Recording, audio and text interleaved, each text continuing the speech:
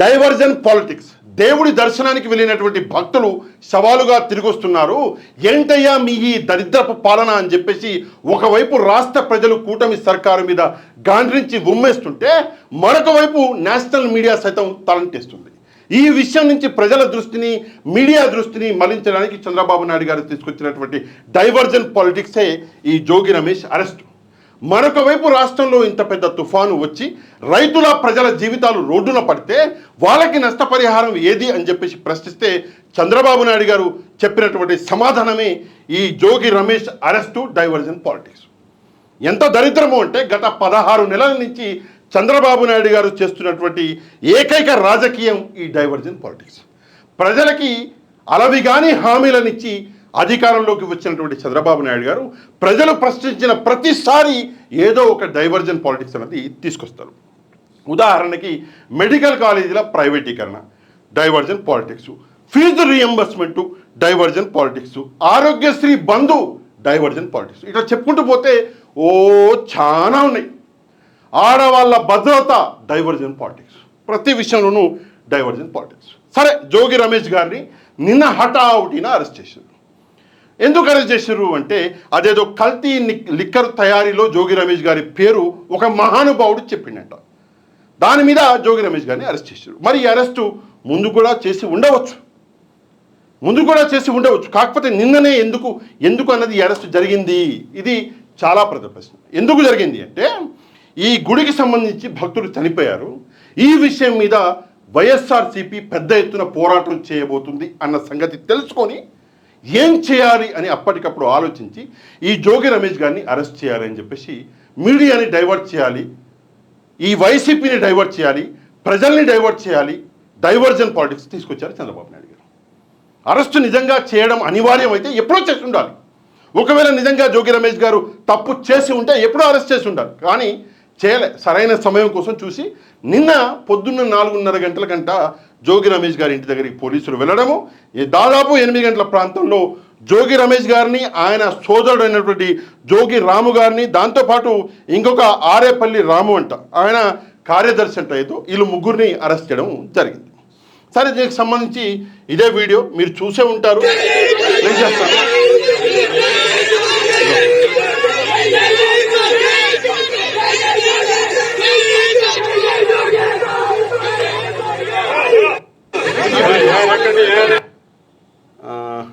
జోగి రమేష్ గారి సోదరుడు ఆయన అరెస్ట్ చేశారు. జోగి రాము గారు దాదాపుగా పొద్దున 8 గంటలకు అరెస్ట్ చేశారు. సాయంత్రం వరకు సరే మెడికల్ జరిగింది, హాస్పిటల్కి తీసుకెళ్లారు, అక్కడ మెడికల్ టెస్టులు జరిగాయి. అర్ధరాత్రి 1:30 గంటలకి జడ్జి గారి ముందర తీసుకెళ్ళి నిలబెట్టారు. సరే, రిమాండ్కి ఇచ్చారు, అది వేరే సంగతి. కానీ ఈరోజు మనం మాట్లాడవలసిన విషయం ఏంటంటే అసలు జోగి రమేష్ గారికి ఈ కల్తీ లిక్కర్ తయారీకి ఏంటి సంబంధం? ఎందుకంటే పెద్ద పెద్ద మేధావులకే అర్థం కావట్లేదు, తలలు బాధేసుకుంటున్నారు. ఈరోజు నేను మొత్తం అన్ని పాయింట్లు డిస్కస్ చేయను, ఎందుకంటే ఆల్రెడీ మీరు విని విసుగెత్తిపోయి ఉంటారు. కాకపోతే కొన్ని ప్రశ్నలు, కొన్ని టెక్నికల్ పాయింట్స్ ఈరోజు మనం డిస్కస్ చేద్దాం. ఉదాహరణకి ఎవరైతే ఈ జనార్దన్ రావు ఉన్నాడో, A1, ఈ కల్తీ లిక్కర్ కేసులో A1 ఎవరు అంటే జనార్దన్ రావు. ఈ జనార్దన్ రావు పెద్ద కల్తీ లిక్కర్ తయారు చేసే మొగుడు అంట. ఫోటోలు ఈరోజు సాక్షి పేపర్లో వచ్చినాయి, నేను మీకు చూపిస్తా. ఆల్రెడీ మీరు చూసే ఉంటారు. జనార్దన్ రావు అంటే బాగా ఫేమస్ అయిపోయాడు, బాగా ఫేమస్ పర్సనాలిటీ. ఏడ ఉంది ఫోటో? ఇచ్చిరా? ఇవ్వలేదు. ఉంది, వస్తుంది, లోడ్ అవుతుంది, కొంచెం లేట్గా లోడ్ అవుతుంది. అయితే ఈ జనార్దన్ రావు ఎవరంటే కల్తీ లిక్కర్ తయారు చేస్తాడంట. అది కూడా ఎక్కడ అంటే ఆఫ్రికాకి వెళ్ళి కల్తీ లిక్కర్ తయారీ అనేది ఎలా చేయాలి ఏంటి అని చెప్పేసి మంచిగా నేర్చుకుని వచ్చిందంట. ఈ జనార్దన్ రావు ఎవరు అంటే టీడీపీ మనిషి. ఎలాగ టీడీపీ మనిషి అంటే తెలుగుదేశం పార్టీ టికెట్ ఇచ్చి ఓడిపోయినటువంటి జయచంద్రారెడ్డి అని చెప్పేసి ఒక క్యాండిడేట్ ఉన్నాడు. ఆ క్యాండిడేట్కి చాలా దగ్గర మనిషి ఈ జనార్దన్ రావు. వీళ్ళిద్దరూ ఇట్లా దీనికి సంబంధించి అన్ని ఆధారాలని సిట్టు, అంటే ఈ విషయం మీద చంద్రబాబు నాయుడు గారు సిట్ వేసిండు. సిబిఐ అంటే నేను ఇయ్యను, సిట్ వేస్తా అన్నారు. స్పెషల్ ఇన్వెస్టిగేషన్ టీము ఆల్రెడీ చెప్పింది. ఏమని చెప్పింది అంటే ఈ జయచంద్రారెడ్డికి ఈ జనార్దన్ రావుకి మంచి సంబంధాలు ఉన్నాయి, సత్సంబంధాలు ఉన్నాయని చెప్పేసి చెప్పింది సిట్. అయితే వీళ్ళ సంబంధాలని ధృవీకరించేలా మన దగ్గర ఒక ఫోటో చాలా రోజుల నుంచి నడుస్తూనే ఉంది, అన్ని పేపర్లలో వస్తుంది, అంటే సాక్షిలో వస్తుంది, మరి వేరే పేపర్లో వస్తుందో లేదో. ఇగో కొంచెం బ్లర్ ఉంది, ఏమనుకోవద్దు, అది లోడింగ్ సాక్షి లోడింగ్ అయితే ఉంటుంది. అయితే ఇక్కడ ఉన్నటువంటి వ్యక్తి ఎవరైతే ఉన్నాడో, ఇగో ఇక్కడ కనిపిస్తుందా, చంద్రబాబు నాయుడు గారు బీఫామ్ ఇస్తున్నాడు. ఈ వ్యక్తే జయచంద్రారెడ్డి. ఇక్కడ ఉన్నటువంటి వ్యక్తి జనార్దన్ రావు. జనరల్గా బీఫామ్ తీసుకోవడం అంటే చాలా పెద్ద విషయం, అది అంటే చాలా పెద్ద పని అది. అట్లాంటి సమయంలో చాలా దగ్గరని మిత్రులను, కుటుంబ సభ్యులను, భార్యా పిల్లలను తీసుకెళ్తాం. కానీ ఎంత దగ్గరోడైతే జనార్దన్ రావుని తీసుకెళ్ళి ఉంటాడు జయచంద్రారెడ్డి, ఓసారి ఆలోచించండి. సరే, వీళ్ళిద్దరికీ మంచి సంబంధాలు ఉన్నాయి, వ్యాపార సంబంధాలు ఉన్నాయి, లావాదేవీలు ఉన్నాయి, అవన్నీ ఆల్రెడీ సిట్ అన్నది బయట పెట్టింది. కాకపోతే విషయం ఏంటంటే, ఈ జనార్దన్ రావు అనేటోడు ఈ సంఘటన ఏదైతే జరిగిందో, ఎప్పుడైతే ఇది పట్టుబడ్డదో కల్తీ లిక్కరు, ఆ సమయంలో అబ్రాడ్లో ఉండే, విదేశాల్లో ఉండే, అక్కడి నుంచి వచ్చి సడన్గా జోగి రమేష్ గారి పేరు చెప్పిండు. అంటే ఏం జరుగుతుంది మధ్యలో? ముందేమో ఒక వీడియో రిలీజ్ చేసిండు, నేను వస్తా తొందరలో అన్నాడు. తర్వాత దర్జాగా వచ్చిండు, రాజు వస్తాడు కదా ఎయిర్పోర్ట్ నుంచి, అట్లా వచ్చి జోగి రమేష్ గారి పేరు చెప్పిండు. అంటే టీడీపీకి ఈ వ్యక్తి ఎవరైతే ఉన్నాడో జనార్దన్ రావుకి మధ్యలో ఏదో ఒక అండర్స్టాండింగ్ అనేది కుదిరినట్టుంది. ఎవరి పేరు చెప్పాలి అంటే జోగి రమేష్ పేరు చెప్పాలి అని చెప్పేసి ఎవడో చెప్పినట్టే ఉంది. మరి ఆ వ్యక్తి చెప్పిండు. కాకపోతే ఈ విషయాన్ని నిరూపించిందా సిట్టు అంటే నిరూపించలేదు. ఇక్కడ చాలా ముఖ్యమైనటువంటి కొన్ని విషయాలు ఉన్నాయి. ఏంటంటే, ఈ ఏదైతే కల్తీ లిక్కర్ కేసులో ముందుగా అరెస్ట్ అయింది ఈ వ్యక్తి సురేంద్ర నాయుడు, నారా లోకేష్ గారితో మంచి సంబంధాలు ఉన్నాయంట. ఒకవేళ జోగి రమేష్ గారికి ఈ కల్తీ లిక్కర్కి సంబంధం ఉంటే ముందుగా ఈ సురేంద్ర నాయుడు అనేటోడు చెప్పేసేవాడు. అప్పటికే సురేంద్ర నాయుడు అరెస్ట్ అయ్యి చాలా రోజులు అయింది. మరి సురేంద్ర నాయుడు ఈ విషయం ఎందుకు చెప్పలే? ఒకటి. రెండవది, సరే ఈ జనార్దన్ రావు చెప్పిండంటే మరి అబ్రాడ్లో ఉండి, విదేశాల్లో ఉండి వీడియో రిలీజ్ చేసేటప్పుడు ఎందుకు చెప్పలే? ఎందుకు అంటే అంతవరకు ఈ అండర్స్టాండింగ్ సెటిల్మెంట్ అన్నది జరగలే. అభయం ఇవ్వాల టీడీపీ. తర్వాత ఒక పెద్ద నాయకుడు టీడీపీకి సంబంధించినటువంటి వ్యక్తి అభయం ఇచ్చింది కాబట్టి ఈ సెటిల్మెంట్ అనేది జరిగి జోగి రమేష్ గారి పేరు అన్నది చెప్పడం జరిగింది. ఒకవేళ నిజంగానే ఇన్వాల్వ్మెంట్ ఉండి జోగి రమేష్ గారిది 100% సురేంద్ర నాయుడు చెప్పేసి ఉండేవాడు జోగి రమేష్ గారి పేరు. అది అవ్వలే. నెక్స్ట్ ఒక విషయం ఇక్కడ ఉందండి. ఏంటంటే రిమాండ్ రిపోర్ట్. యాక్చువల్గా జోగి రమేష్ గారు వెళ్ళడము జరిగింది సిట్టు ఎదుట. ఆయన ఏం చెప్పాలో చెప్పినప్పటికి కూడా ఆ విషయాలని రిమాండ్ రిపోర్ట్లో పొందుపరచలేదు. అంటే జోగి రమేష్ గారు వెళ్ళి సిట్టు ముందు కూర్చొని చెప్పినటువంటి నిజాలు, పెట్టినటువంటి సంతకం తీసుకుంటారు. ఆ విషయాన్ని రిమాండ్ రిపోర్ట్లో సిట్టు పెట్టలేదు. ఎందుకు పెట్టలేదంటే రిమాండ్ రిపోర్ట్లో ఒకవేళ ఈ విషయాన్ని పెడితే జడ్జి గారు రిమాండ్కి ఇవ్వరు, జోగి రమేష్ గారిని ఇవ్వరు, బెయిల్ ఇచ్చేస్తారు. అందుకే ఆ రిపోర్ట్ పెట్టలే.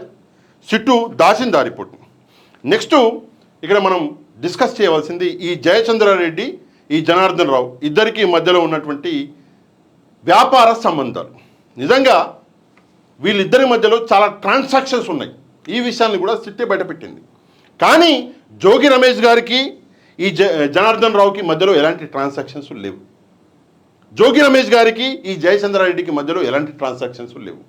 అసలు ఎలాంటి ట్రాన్సాక్షన్స్ లేనప్పుడు ఎవడో ఒకడు పేరు చెప్పిండు అని చెప్పేసి ఇంత పెద్ద అభాండం వేసి అరెస్ట్ చేయడం దేనికి అంటే కక్ష, కుట్ర. ఏంటా కుట్ర అంటే, ఎప్పుడో ఒకప్పుడు పాస్టులో చంద్రబాబు నాయుడు గారి ఇంటి మీదకి ఈయన ఏదో కర్రలు పట్టుకుని పోయిందంట. ఎవరు? జోగి రమేష్ గారు. అలా వెళ్ళడం తప్పే. ఆ సమయంలో నాకు కరెక్ట్గా గుర్తులేదు. ఆ సమయంలో నేను చెప్పినట్టున్నా ఇది తప్పు, ఇది ఇలా చేయడం అన్నది. సరే, ఆయన ఎందుకు పోయిండు ఏంది అన్న సంగతి ఆయనేమో నేనేదో ప్రశ్నిస్తాను అని చెప్పేసి వెళ్ళాను. టీడీపీకి సంబంధించినటువంటి ఒక పెద్ద నాయకుడు, ప్రస్తుతం స్పీకర్గా ఉన్నటువంటి వ్యక్తి, అప్పుడు జగన్మోహన్ రెడ్డి గారు ముఖ్యమంత్రిగా ఉండగా నోటికొచ్చినట్టు మాట్లాడాడు. ఇదా మీ సంస్కృతి, ఇదా మీ సంప్రదాయం అని చెప్పేసి టీడీపీ పార్టీ నాయకుడు చంద్రబాబు నాయుడు గారిని ప్రశ్నిస్తామని నేను పోయినా అన్నాడు. కాకపోతే కర్రలు పట్టుకొని ఏదో చేయడానికి వచ్చారు అని చెప్పేసి అప్పటి నుంచే టీడీపీ పార్టీకి సంబంధించినటువంటి నాయకుల గుండెల్లో, చంద్రబాబు నాయుడు గారు, లోకేష్ గారి గుండెల్లో జోగి రమేష్ గారి మీద ఎప్పటికైనా సరే కక్ష అన్నది తీర్చుకోవాలి అన్నది ఉన్నది. అందులో భాగంగానే ఆల్రెడీ జోగి రమేష్ గారి కొడుకుని కూడా ఒకసారి అరెస్ట్ చేసినట్టున్నారు. జోగి రమేష్ గారిని గత 16 నెలల నుంచి ఇబ్బందులు పెడుతూనే ఉన్నారు. మళ్ళీ ఇప్పుడు అరెస్టు అనేది చేశారు. కాకపోతే విచిత్రం ఏంటంటే అసలు ఈ లిక్కర్ స్కామ్ అన్నది జరిగింది తెలుగుదేశం పార్టీ హయాంలో. లిక్కర్ స్కామ్ చేసింది తెలుగుదేశం పార్టీ నాయకులు. ఎక్కడా వైసీపీతో సంబంధం లేదు, వైసీపీ నాయకులతో సంబంధం లేదు, జోగి రమేష్ గారితో సంబంధం లేదు. సంబంధం లేని విషయంలో ఈరోజు జోగి రమేష్ గారిని ఇరికిచ్చి అసలు విషయాలు మాట్లాడకుండా చేస్తున్నారు. అసలు విషయాలు ఏంటి? ఈరోజు రాష్ట్రంలో చాలా సమస్యలు ఉన్నాయి, ప్రజలు అల్లల్లాడుతున్నారు. నిరుద్యోగులకి 3,000 రూపాయలు ఇస్తాము అన్నారు, ఇచ్చారా? రైతులకి 20,000 రూపాయలు ఇస్తాం సంవత్సరానికి అన్నారు. గత ఏడాది 20, ఈ ఏడాది 20, మొత్తం 40,000లో 5,000 ఇచ్చారు. ఇక పిల్లలకి అమ్మఒడి, అందులో కూడా కోత. దాని తర్వాత సిలిండర్లు అన్నారు, ఆ సిలిండర్లు అడిగిపోయినాయో ఆ దేవుడికి ఎరక. చంద్రబాబు నాయుడు గారికి అసలు గుర్తుందా సిలిండర్లు అన్న సంగతి నాకే అర్థం కావట్లేదు. నెక్స్ట్ మహిళలకి నెలకి డబ్బులు ఇస్తామన్నారు, 1,500 ఏదో ఇస్తామన్నారు. మరి ఇలా 16-17 నెలలు అయిపోయినాయి, ఇంతవరకు ₹1 వచ్చింది లేదు. నాయకుడు, ఒక టీడీపీకి సంబంధించినటువంటి నాయకుడు ఏమంటాడు అంటే, అలా మహిళలకు డబ్బులు ఇవ్వాలంటే రాష్ట్రాన్ని అమ్మేయాలి అంటాడు. మరి ఈ విషయం ముందు తెలియదా నీకు? తెలుసు, కానీ మోసం చేయాలి, మభ్యపెట్టాలి. ఇంకా ఫ్రీ బస్సు, ఆ ఫ్రీ బస్సు అన్నది అది ఇది చేసి మొత్తం ఆగస్టులో మళ్ళీ మొదలుపెట్టారు. అది కూడా ఎలా?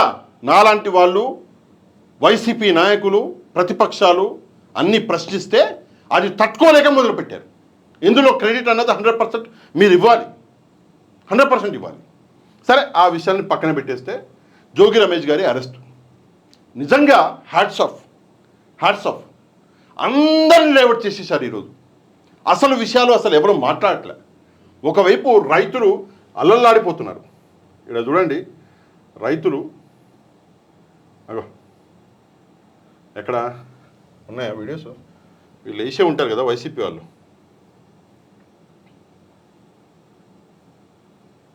నిన్న ఒక పెద్ద ఉద్యమం జరిగింది. వైసీపీ నాయకులు ఎవరైతే చనిపోయారో భక్తులు, ఈ భక్తుల కోసం అని చెప్పేసి ఈ కొవ్వొత్తుల ర్యాలీ అనేది చేశారు. ఈ ఉద్యమం అనేది చాలా చోట్ల జరిగింది, అంటే ఒక పెద్ద మొత్తంలో జరిగింది. ఈ విషయాన్ని ముందుగా తెలుసుకున్నారు.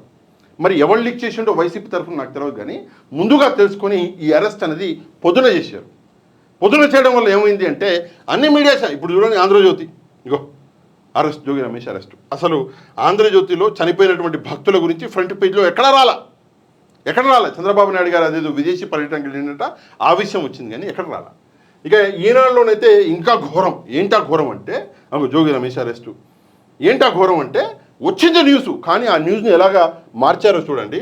ఆలయాల పరిస్థితిపై అధ్యయనం అంటే చనిపోయినటువంటి భక్తుల గురించి మాట్లాడడం పక్కన పెట్టేసి ఎట్లా జరిగింది అని చెప్పేసి ప్రభుత్వాన్ని నిలదీయడం అన్నది అధ్యేసి ఈయన ఏం చేస్తున్నాడంటే ప్రభుత్వం ఏదో మంచి పని చేస్తుంది. ఈనాడు ప్రభుత్వం ఏదో మంచి పని చేసినట్టుగా చెప్తున్నారు. నిజంగా ఆ భక్తుల చావుకి అసలు అర్థం అన్నది ఉన్నదా? ఈరోజు మీడియా అన్నది తన పని తను సక్రమంగా చేస్తున్నదా? సరే, ఇది మొదటిసారి జరిగిందా అంటే లేదు. అధికారంలోకి వచ్చి 16 నెలల్లో 3వసారి ఇది. మనం చూసినాం జనవరి 8, 2025 ఈ సంవత్సరంలోనే, ఈ సంవత్సరంలో 3వసారి. జనవరి 8 తిరుపతిలో 6 చనిపోయారు భక్తులు. దాని తర్వాత ఏప్రిల్ 30, 2025 సింహాచలంలో 7 భక్తులు చనిపోయారు. దాని తర్వాత కాశీబుగ్గ నవంబర్ 1. మొన్న మనం చూసినాం 10 మంది భక్తులు చనిపోయారు. వీళ్ళ చావులకి అర్థం ఏంటి? అసమర్థత కాదా ప్రభుత్వానికి? ప్రభుత్వాన్ని అసమర్థత వల్లనే కదా ఇంతమంది చనిపోయేది. బాధ్యత ఎవరు తీసుకుంటారు? అది తిరుపతిలో అయితే పవన్ కళ్యాణ్ని పిలిపించి సారీ చెప్పించారు. మరి సింహాచలంలో అయితే అసలు మాట్లాడలే పవన్ కళ్యాణ్. మరి ఇప్పుడు కాశీబుగా ఎవరితో క్షమాపణ చెప్పిస్తారు? క్షమాపణలు చెప్పించడం పక్కన పెడితే అది ప్రైవేటు గుడి. నా జీవిత కాలంలో ఇంతవరకు ఇంత వయసు వచ్చింది నాకు, నేను గవర్నమెంట్ గుడి ప్రైవేటు గుడి అని వినలే. నేను ఎప్పుడు వినలే. అసలు దేవుడు అవుతాడు, ప్రైవేటు గుడి గవర్నమెంట్ గుడి ఏంటి అని చెప్పేసి నాకు ఆశ్చర్యం కలిగింది. ప్రైవేటు గుడి మాకు సంబంధం లేదు. సిగ్గుండాలి ఆ మాట చెప్పడే. ప్రతి ఒక్క రాష్ట్ర పౌరుడి భద్రత అన్నది ప్రభుత్వం చేయవలసిన పని, ప్రభుత్వ బాధ్యత. ప్రైవేటు గవర్నమెంట్ ఏంటి? నేను నిన్న కూడా చెప్పాను, 2 ప్రైవేటు వ్యక్తులు కొట్టుకొని ఒకరినొకరు చంపేసుకుంటే దానికి ప్రభుత్వానికి సంబంధం లేదా? ఒక ప్రైవేటు వ్యక్తి ఇంకో ప్రైవేటు మహిళ మీద అత్యాచారం చేస్తే దానికి ప్రభుత్వానికి సంబంధం లేదా? ప్రైవేట్ అంటారేంటి? ఇది ఎక్కడి నుంచి తీసుకొచ్చారు? 25,000 మంది భక్తులు ఒక చోట చేరారు అంటే పోలీసులు చూడలేకపోయారా? ఇంత పెద్ద ఇష్యూ జరిగితే, ఇంత పెద్ద సంఘటన జరిగితే జనరల్గా ఒక 5-10 మంది రోడ్డు మీద నిలబడితే పోలీసులు అక్కడి నుంచి వెళ్ళేటటువంటి వాహనాలు, పెట్రోలింగ్ వాహనాలు అంటారు వాటిని, అవి ఆపి మరీ అడుగుతారు ఏం చేస్తున్నారు మీరు ఇక్కడ అని చెప్పేసి. 25,000 మంది ఒక దగ్గర గుమిగూడితే పెట్రోలింగ్ వాహనాలు ఎక్కడ పోయినాయి, పోలీసులు ఎక్కడ పోయారు, ఇక్కడ ఉన్నటువంటి ఎన్విరాన్మెంట్ డిపార్ట్మెంట్ ఎక్కడ పోయింది, అధికారులు ఎక్కడ పోయారు? సరే అది కొత్త గుడి, ఇంకా కొత్త గుడి ఏంటి, నిన్న రాత్రి ఓపెన్ చేసి పొద్దున 25,000 మంది వచ్చేస్తారా? వింత విచిత్రమైనటువంటి విషయాలు. అక్కడ సంఘటన జరిగిందో లేదో ఇక్కడ ఎన్విరాన్మెంట్ మినిస్టర్ వచ్చేసి చేతులు ఎత్తేసినాడు. అక్కడ సంఘటన జరిగిందో లేదో ఇక్కడ ముఖ్యమంత్రి గారు స్వయంగా ఆయన కూడా చేతులు ఎత్తేసాడు. వీళ్ళ బాధ ఏంటి అంటే, ఈ ముఖ్యమంత్రి గారు, మన ముఖ్యమంత్రి గారి సుపుత్రుడు నారా లోకేష్ గారి బాధ ఏంటంటే, 4-5 రోజుల నుంచి ఈ తుఫాన్కి సంబంధించి ఒక పెద్ద డ్రామా ఆడినాము, 2 రోజులు మంచిగా రక్తి కట్టించిన డ్రామాని, అది మొత్తం నీళ్ళపాలైపోయింది. ఈ 1వ తారీఖు పెన్షన్ అని చెప్పేసి ఒక కొత్త డ్రామా చేసినాము, అది మొత్తం నీళ్ళపాలైపోయింది. మొత్తానికి ఈ కాశీ బుగ్గలో జరిగినటువంటి ఈ సంఘటన వల్ల మా కష్టం అనేది మొత్తం నీళ్ళపాలైపోయింది అని చెప్పేసి వాళ్ళు బాధపడుతున్నటువంటి పరిస్థితులు. మార్కెటింగ్, అంతా మార్కెటింగ్. రాష్ట్రంలో ఈరోజు ఇంత పెద్ద సంఘటన జరిగితే ఒక ముఖ్యమంత్రి విదేశీ పర్యటనకు వెళ్ళడం ఏంది నాకు అర్థం కాదు. రాష్ట్రంలో ఇంత తుఫాను, ఈరోజు రైతులు, ప్రజల పరిస్థితి, మరొక వైపు భక్తులు చనిపోతే ముఖ్యమంత్రి గారు విదేశాలకు వెళ్ళడం ఏంటి? సరే వెళ్ళొచ్చు, తప్పులేదు, వెళ్ళొచ్చు, కానీ పోస్ట్పోన్ చేసుకుంటే పాయే. అన్నీ సరిగ్గా ఉన్నప్పుడు వెళ్తే పాయే. ఇప్పుడు అర్జెన్సీ ఏమొచ్చింది అంత అర్జెంటుగా? టికెట్లు బుక్ చేసుకున్నాము, క్యాన్సిల్ చేస్తే డబ్బులు వేస్తేతాయా? రాష్ట్ర ప్రజలకంటేనా? యోగా డే అని పెట్టి కోట్ల రూపాయలు వేసేసినప్పుడు లేదా ఇది? ప్రజల కోసం ఆలోచించండి. ఎవరి కోసం ఆలోచిస్తున్నారు? కేవలం రాజకీయాల కోసం ఆలోచిస్తున్నారు. తమ్ముడు తనవాడైనా న్యాయం చెప్పాలి అంటారు. ఇమ్మీడియట్గా ఆ రోజు సంఘటన జరగగానే తెలుగుదేశం పార్టీ నుంచి సస్పెండ్ చేసిస్తాం అని చెప్పేసి చేతులు దులుపుకున్నారు. ఈరోజు భక్తులు చనిపోతే అది ప్రైవేటు గుడి అని చెప్పేసి చేతులు దులిపేసుకున్నారు. ఏంటి చేతులు దులుపుకోవడం? బాధ్యత ఎవరు తీసుకుంటారు? మరి మీరు చేతులు దులుపుకుంటూనే కూర్చుంటే బాధ్యత ఎవరు తీసుకుంటారు? నేను చంద్రబాబు నాయుడు గారిని ప్రశ్నిస్తున్నాను. దయచేసి నాకు సమాధానం చెప్పండి. బాధ్యత మీదే కదా, మీ బాధ్యత అయినప్పుడు క్షమాపణలు మీరే కదా చెప్పవలసింది. మరి ఎందుకని చెప్పేసి చెప్తారు? సరే, జోగి రమేష్ గారి ఇష్యూ జరిగిందా లేదా, అందులో న్యాయం ఏముంది అన్నది కోర్టు డిసైడ్ చేస్తుంది. ఆయన ఈ పేరు రాగానే, ఆయన కుటుంబంతో సహా వెళ్ళి అమ్మవారి దగ్గర నిలబడి ఆయన ప్రమాణం చేశాడు. నాకు ఈ విషయానికి ఏం సంబంధం లేదు, ఈ కల్తీ లిక్కర్కి, నన్ను ఈ విషయంలోకి లాగుతున్నారు అని చెప్పేసి ప్రమాణం చేశాడు. మరి మీరు కూడా వెళ్ళండి, చూద్దాం, ప్రమాణాలు చేయండి, చూద్దాం. చేస్తారా? ఆ వ్యక్తి నిజాయితీపరుడు కాబట్టి ఆ పని చేశాడు. మీరు కూడా చేయగలరా? దయచేసి సమాధానం చెప్పాలి. ఈ డైవర్జన్ పాలిటిక్స్ చంద్రబాబు నాయుడు గారు ఏదైతే చేశారో, ఈ డైవర్జన్ పాలిటిక్స్ గత 16 నెలల నుంచి ఎలా సాగుతుంది, ఏ విషయంలో ఏ డైవర్జన్ పాలిటిక్స్ తీసుకొచ్చారు చంద్రబాబు నాయుడు గారు? దయచేసి మీరు కమెంట్ చేయండి. మీకు గుర్తున్న విషయాన్ని కమెంట్ చేయండి. నేను దాన్ని ఒక డ్రాఫ్ట్గా చేసుకుంటా. ఫలానా విషయంలో ఫలానా డైవర్జన్ పాలిటిక్స్ తీసుకొచ్చారు, ఫలానా విషయంలో ఫలానా తీసుకొచ్చారు, మీకు గుర్తున్నవి చేయండి కమెంట్. నేను దాన్ని డ్రాఫ్ట్గా మలుచుకుంటా. నాకు అది పనికి వస్తుంది. తప్పకుండా కమెంట్ అనేది చేయండి. ఇక వీడియోని ఒక లైక్ చేయడం మాత్రం అసలు మర్చిపోవద్దు. మన ఛానల్ని సబ్స్క్రైబ్ చేసుకున్నటువంటి సోదర సోదరీమణులు దయచేసి మన ఛానల్ని సబ్స్క్రైబ్ చేసుకోండి. నెక్స్ట్ వీడియోలో మళ్ళీ కలుద్దాం. అంతవరకు థ్యాంక్ యూ వెరీ మచ్. జై హింద్.